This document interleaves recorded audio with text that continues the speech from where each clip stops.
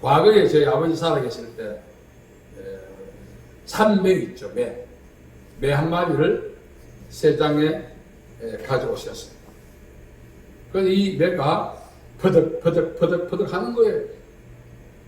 제가 개구리를 잡아주어도 먹지 않고 지렁이를 주어도 먹지 않고, 그래서 이제 쥐까지 잡아서 줬어요. 안 먹는 거예요. 계속 푸석푸석 머리와 날개가 털이 빠지고 머리에 피가 나고 한 3일 지나 죽더라고요. 물론 그 당시에 세장을 열어서 날려보내야 하는데도 불구하고 미처 그 생각까지는 못했죠. 제가 그것을 보면서 아직까지 기억하고 있는 거예요. 짐승에게는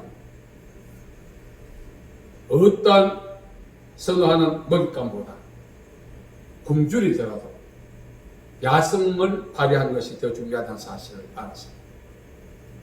세장이나 우리 안에 아무리 가져놓고 참 그 짐승과 동물이 원하는, 선호하는 먹잇감을 아무리 집어넣어 줄 때 그걸 먹지 않다.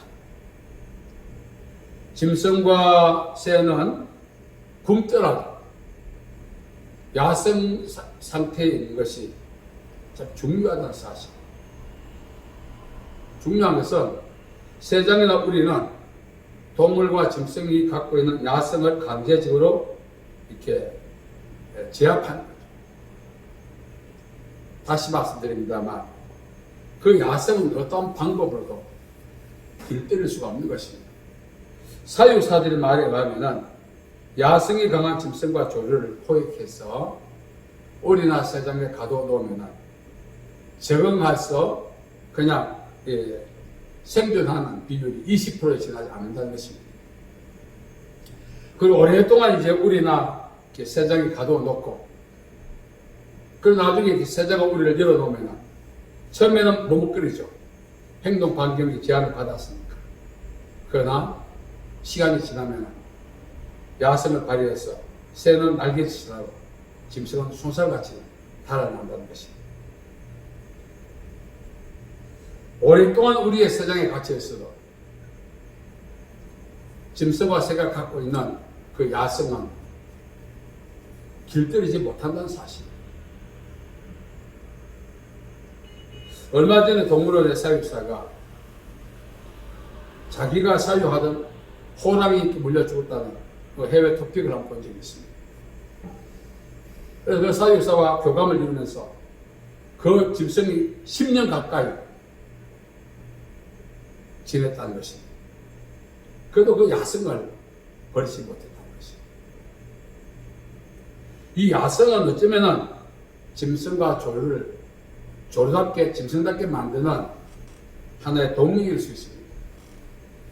그러나 우리에게는 그런 야성이 우리의 인격과 삶의 방해물이 된다는 사실.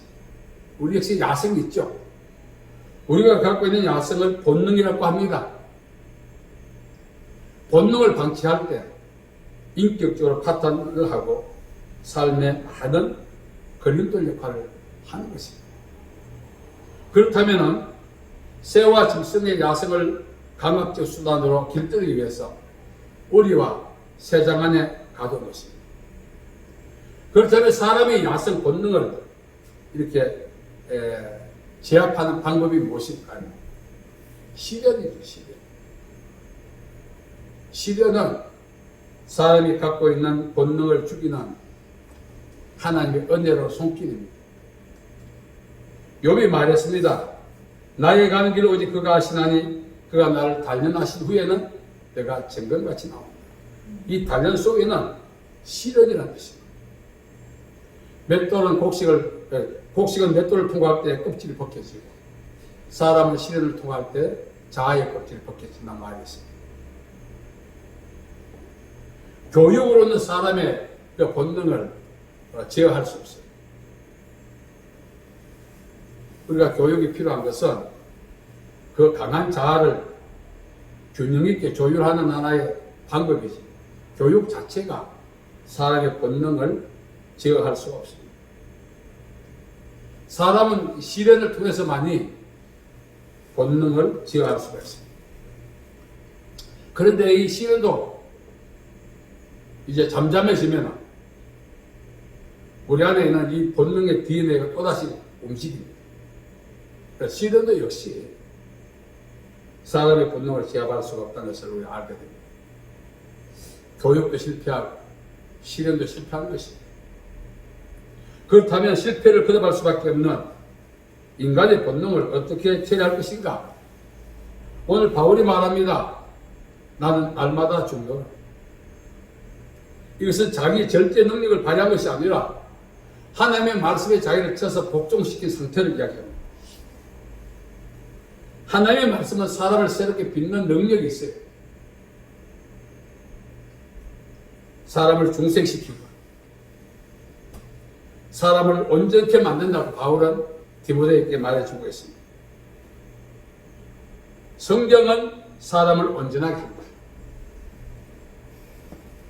우리가 살아가면서 교육과 시련, 이것들이 사람의 야성을 어느 정도 감소시키는 능력을 발휘하지만 지속적 교육과 지속적 시련은 사람이 감당하지 못해요. 교육도 어느 시즌이 있고 시련도 시즌이 있어요. 그 교육과 시련의 시즌을 지나고 나면 우리 안에 있던 그 본능은 또다시 제 힘을 발휘하는 것입니다. 바울은 자기의 본능 때문에 힘들었어요. 처음에 묵인했죠. 자기의 본능을 묵인했습니다. 그러나 그 묵인도 한계가 있죠. 오라 나는 공고한 사람이로다 누가 나를 이 사망의 몸에서 건져내랴. 사실 우리의 사고는 하나님의 영광 위에 살고자 하지만 우리의 본능은 그것을 철저하게 회방합니다. 그래서 바울이 취한 방법은 뭐죠? 날마다 죽는, 자기를 쳐서 복종시키는. 이거는 생각이 아니라 행동이 따라가는 거죠. 고린도전서 13장 11절에 보면은 내가 장성한 사람이 되어서는 어린아이를 버렸다고 말합니다. 장성했다는 것은 영적인 성수, 폰마티코스, 영적인 사람이 된 거죠. 어린아이 상태는 뭐죠? 사라키노스, 육신적인 것.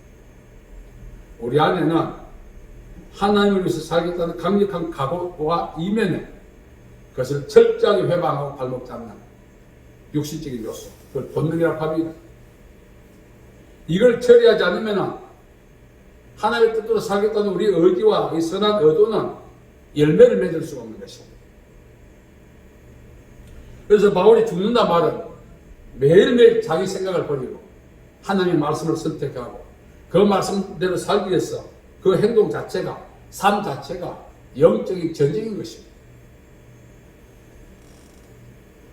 우리가 필요한 것들은 전쟁을 통해서 얻는데 네 가지 방법이 있죠. 믿음으로 받는 상급이 있고, 기도에서 받는 응답이 있고, 순종에서 받는 축복이 있고, 또 하나는 전쟁을 통해서 얻는 전리품이 있습니다. 우리가 삶에 필요한 여러 가지 것을 얻는 방법이 있어요. 그래서 대부분 우리 삶에 필요한 것들은 전쟁을 통해서 얻어야 합니다. 전리품이라 할 수 있습니다. 누구와 전쟁해야 하는가? 본능과의 전쟁.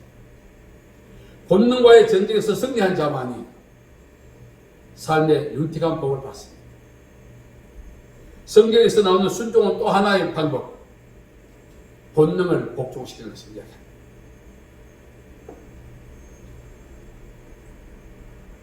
비록 우리는 짐승이나 새처럼 우리나 세상에 갇혀본 경험은 없습니다.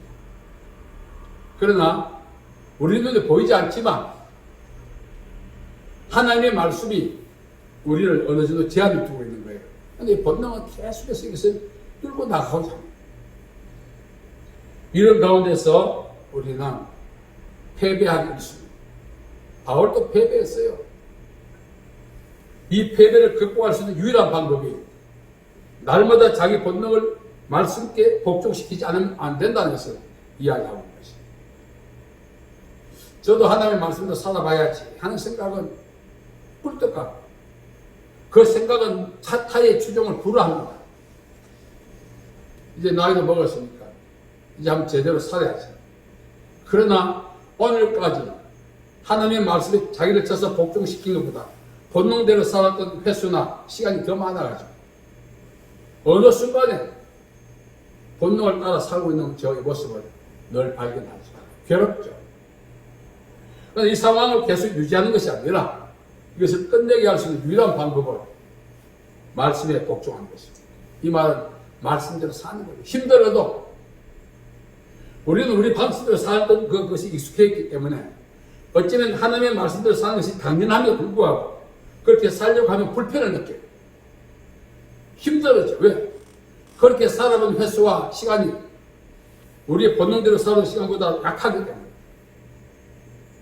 비율과 비중을 따지면 우리는 우리 본능대로 산 날이 더 많아요. 하나님의 말씀대로 산 횟수가 시간이 본능에 비하면 하늘과 땅 차이죠. 그러나 이제라도 하나님의 말씀대로 살려고 하는 것이 불편하다 할지라도 실패한다 할지라도 계속해서 그렇게 사는 연습을 해가야 하는 것입니다. 그래야 우리 안에 있는 영적인 야성, 본능을 처리할 수 있습니다. 짐승은 말입니다. 새는 말입니다.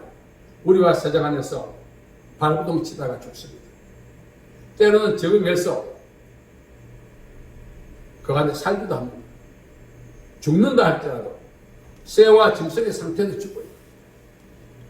그러나 우리는 본능에 복종하게 됩니다. 육신의 상태로 끝납니다. 로마서 8장 14절 이야기합니다. 영으로 몸의 행실을 죽이며 삽니다. 육신으로 사는 것 자체가, 본능에 따라 사는 것 자체가, 그 자체가 심판이지. 본능으로 사는 삶 결과 심판만이 아닙니다. 우리는 본능으로 살아 마지막에 심판받는 건 아닌데, 본능으로 살아가고 있는 그 자체가 심판인 사실 잘 몰라요. 그래서 바울은 로마 7장에 로마 교회를 향하여 하나님이 본능대로 사는 것을 내버려 두셨다는 거예요. 이 말은 심판, 우리말 유기, 여러 가지 뜻이 있어요. 그래서 우리는 천국 삶을 살기 위해서 이 본능을 따라 살던 삶을 서서히 감소시키고 또 하나님의 말씀에 복종해 사는 이 횟수와 분량을 점점 높여가는 그 방법밖에 없어요. 천국 생활은 죽어서만 경험하는 것이 아닙니다. 상태적인 하나님의 나라가 있어요. 하나님의 나라는 먹고 마시는 것이 아니라 성령 안에서 의와 평강과 희락이라. 하나님의 나라는 여기 있다 저기 있다 것이 아니라 너희 안에 있다. 이 말은 관계성을 이야기하고 상태적인 하나님의 나라를 이야기하는 것입니다. 이 육신은 하나님의 나라를 경험하지 못하게 할 뿐만 아니라 살지도 못하게 합니다. 그리고 이 본능은 로마서 8장 7절에 보면 하나님과 원수가 된다 했습니다. 우리는 하나님이 기뻐하지 않는 삶, 행동에 나타난 죄, 이런 것들이 하나님을 슬프게 한다고 우리가 믿습니다. 그것도 맞아요. 그게 죄죠. 그러나 진정한 죄는 그런 결과를 내지 않았다 할지라도 육신의 상태를 갖고 사는 그 자체가 죄입니다. 본능을 발산하지 않아도 본능을 처리하지 않고 있는 그 자체도 죄라는 것입니다. 그렇다면 이 본능이 뭐죠? 하나님과 원수가 되죠. 하나님의 법에 불복지 않는다 그랬어요. 결국은 우리의 의지대로, 우리의 생각대로, 우리의 감정대로, 우리의 판단대로 사는 것이 바로 죄라는 것입니다. 남에게 피해를 주지 않아도 어떤 안 좋은 윤리적 도덕적으로 안 좋은 결과를 내지 않아도 그것과 무관하게 산다 할지라도 본능의 상태가 죄라는 것입니다. 그래서 이것을 정리하기 위해서 하나님은 우리에게 시련을 주시는 것입니다. 그러나 어떻습니까? 시련이 지나고 나면 또다시 본능이 득세해요. 왜? 행동만 자제한 거지 본능은 여전히 안 있거든요. 이 본능은 하루아침에 없어지지 않습니다. 바울은 날마다 죽는다 그랬습니다. 은혜 받아 하루아침에 싹 사라진다는 것은 자기 생각입니다. 그래서 우리는 이 본능을 인정하고 본능이 우리를 주도권을 행사하지 않도록 늘 말씀대로 살아요. 제가 말씀드리지 않습니까?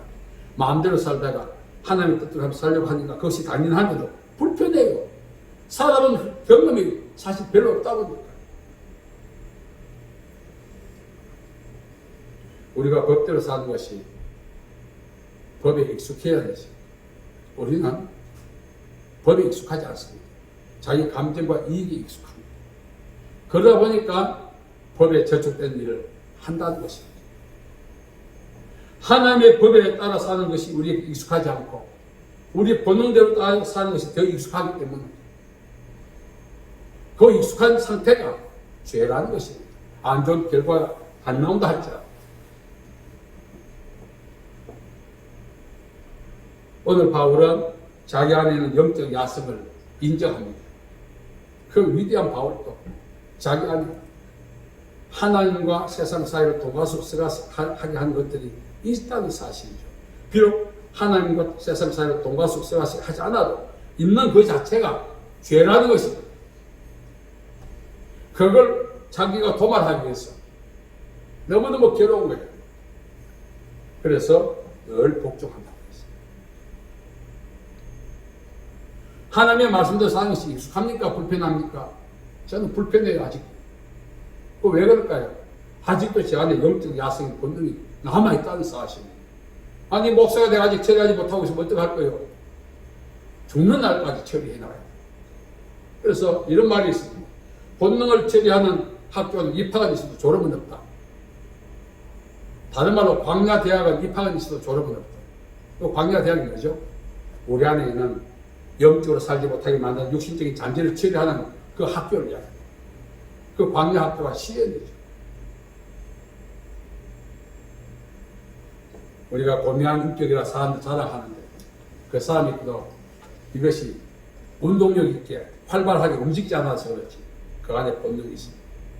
거듭난 사람에게도 본능은 있어요. 중요한 것은 그 본능을 제어할 줄 안다는 것이 진정으로 거듭난 사람.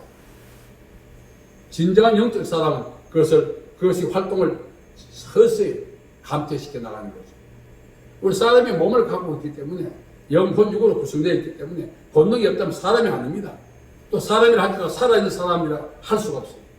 죽은 사람이라 본능이 없는 거죠. 그래서 제가 하루는 이제 너무나 고통스러워서 이제 거실에서 기도하고 있었습니다. 하나님의 음성이 들려서 고통스럽나? 예, 고통스럽네요. 참기 힘듭니다. 감당이 안 됩니다. 하고 싶은 말 많았어요. 그때 바울이 했던 말이 내 말에 들려왔습니다. 진정으로 죽은 자는 고통을 못 느낍니다. 세상에 대한 본능을 완전히 상쇄시킨 사람은 세상이 주는 고통 때문에 고통을 느끼지 않는다는 것입니다. 본능에 죽어야 된다는 거죠. 물질이 부족하면 물질 때문에 염려하죠. 양식이 없으면 양식 때문에 걱정하죠. 건강하면 건강 때문에 걱정하죠. 이것이 인간이기 때문에 당연하다고 하지만 다 본능에 속한 겁니다.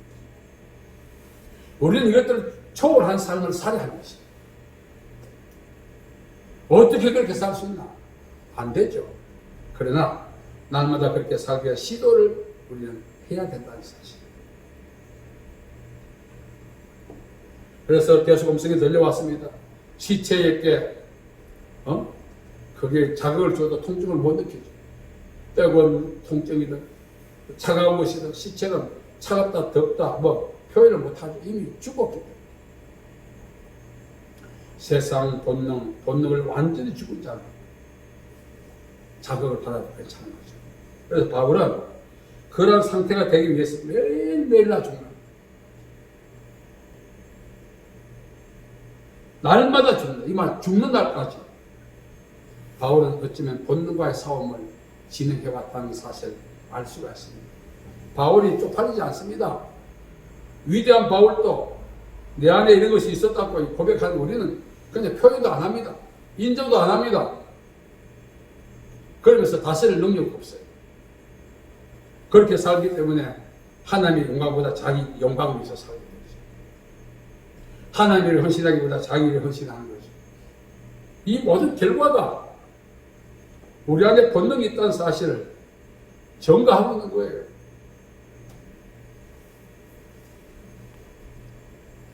바울은 말합니다. 나는 날마다 죽는다. 한 번쯤 본능 때문에 고민해본 적 있나 이거지. 나이 먹고 늙어보면 저축한 것도 없죠. 이제 집도 없죠. 보증도 까먹게 된 상태고 월세도 모른대. 이런 상태가 되면은 참 거기서 위기를 느끼잖아요. 불안, 두려움을 넘어서 위기를 느끼잖아요. 인간이기 때문에 합리화하지 말고 그런 데서 위기를 느끼는 자체가 본능이 아직도 덕세하다. 그래서 사람이 성령 충만해도 바울처럼 날마다 복종하지 않으면 늘 성령이 끌림을 받는 것 같지만 본능이 우리에게 주도권을 행사하고 그 주도권에 매여서 헤어나오지를 못하는 거죠. 공중의 새들도 먹이신다. 하물며 너희일까 보냐 하시는데도 불구하고 우리는 우리 손에 물질을 쥐고 있지 않고 양식을 축적하지 않으면 거기서 불안과 위기를 느끼잖아.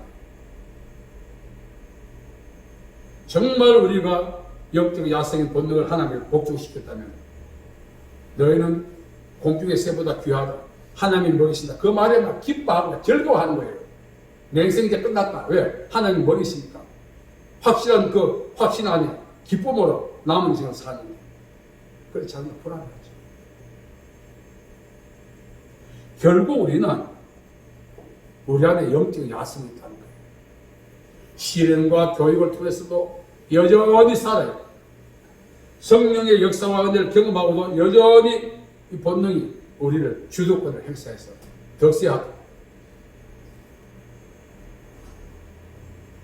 저는 이 바울을 보면서 참 위대하다.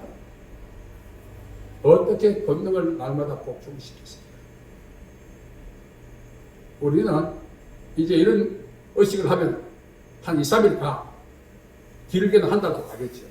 그리고 지나고 가고 나면 여전히 옛날 방식으로 삽니다. 바울처럼 내 안에 거하는 죄, 육신, 본능, 그것 때문에 우리가 정말 괴로워해 본 적이 있느냐고. 축적되고 확보하지 못한 양식과 물질 때문에 괴로워했지. 그래서 우리가 신앙생활 제대로 하려면은 참 제가 거론하기 뭐합니다만 웃지 뭐라 간절한 사람은 복쟁이를 고쳐야 돼. 그 복쟁이 뭐죠? 세상에 대한 집착.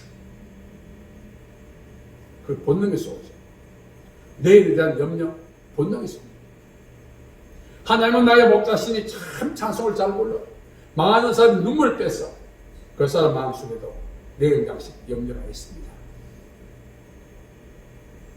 미래에 대한 불안이 있기 마련이에요.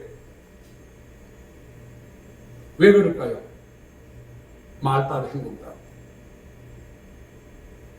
그래서 우리가 영적인 야생의 본능을 죽여야 돼. 근데 우리 박 선생님 같은 경우에는 내가 평생 여기 있으면 안 되지. 안 되죠. 평생 있으면 안 되죠. 이제 기도해야겠죠. 하나님 나의 치유자시가 됐습니다. 나를 하여 건강하게 하실 것입니다. 그리고 내가 건강한 몸으로 산지사방 뛰어다니면서 하나님의 영광을 위하여 나의 필요를 위하여 일하는 것도 상상도 하고 결국은 영적 야성은 자기를 죽이는 그런 독소입니다.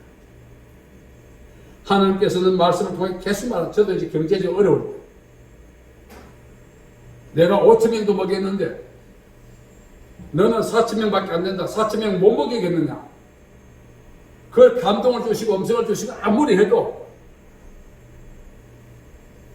내 손에 물질이 없는 것 때문에 그 말씀이 크게 영향력을 제게 못 줬어요. 결국 본능은 손에 돈을 쥐어줘야 아시네. 하나님의 말씀만으로 만족 못하고 기뻐할 수가 없어요. 하나님이 보여주면서 안겨줘야 그제야 안심이에요. 하나님이 말씀하시는 데서 그 신뢰도 안 가죠.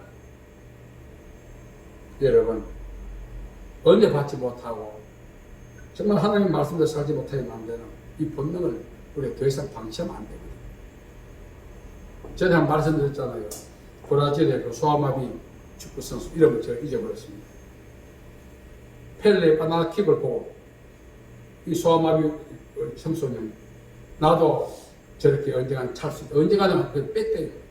내게 능력 주시냐서 내가 모든 것을 할 수 있다. 주일 앞에 나가서 그 성경을 듣고 그날부터 하나님이 내게 능력 주시면 나도 펠레처럼 안아놓기 찰 수 있다.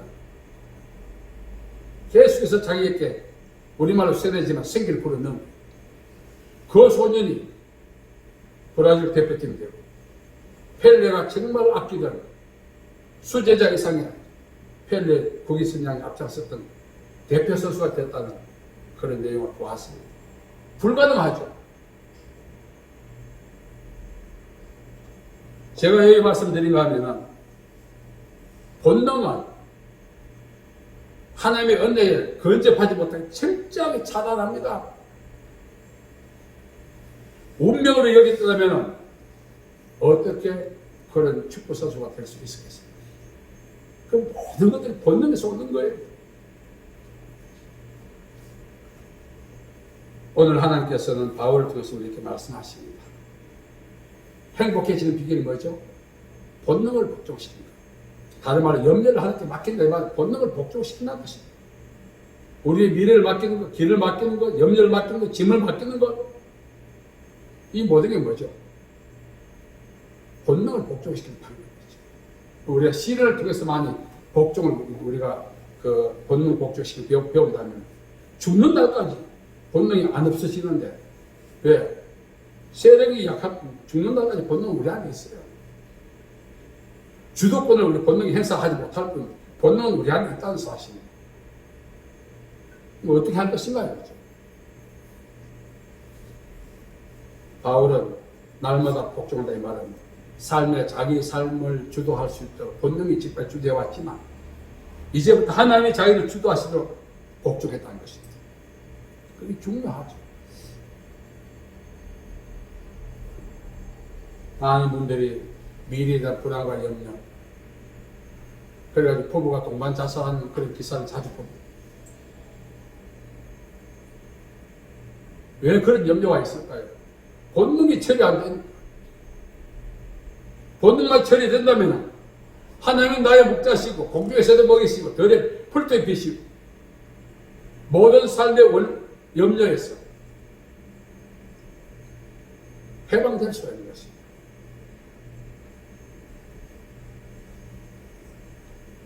제가 요즘에 이렇게 가만히 보니까 많은 분들이 노후가 준비되지 않았다고 방송에서 나오고 뭐 각종 미디어를 보면 노후 준비가 안 됐다는 거예요. 국가가 책임질 수 있는 상황이 오지 않습니다. 노령층이 많아졌잖아요. 노령연금은 이러면 안 됩니다. 뿐만 아니라 국민연금 이것도 한계가 와요. 개인연금 한계가 와요. 저는 이 나라 경제가 요한 그 방축 역할을 하는 우리나라 한 경제의 어떤 기관이 있어요. 그것만 무너지면 정말 국가 부도가 날 수 있다고 저는 생각하기 때문에 늘 그걸 염려하기도 하죠. 그래서 우리가 어떤 상황이든 하나님의 공급과 인도와 보호와 능력을 믿고 사는 것은 우리의 믿음에도 있지만 이 믿음을 약화시키는 본능과의 싸움에서 승리할 때만 가능해요.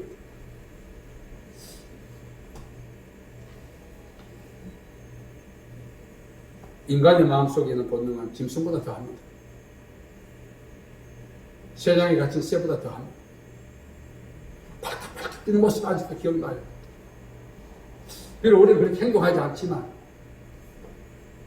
우리의 본능은 아직도 우리를 주도해서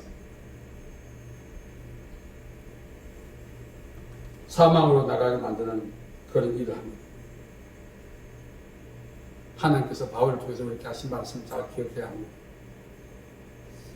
진정으로 본능을 죽인 사람, 본능이 결핍된 그 때문에 괴로워하지 않습니다.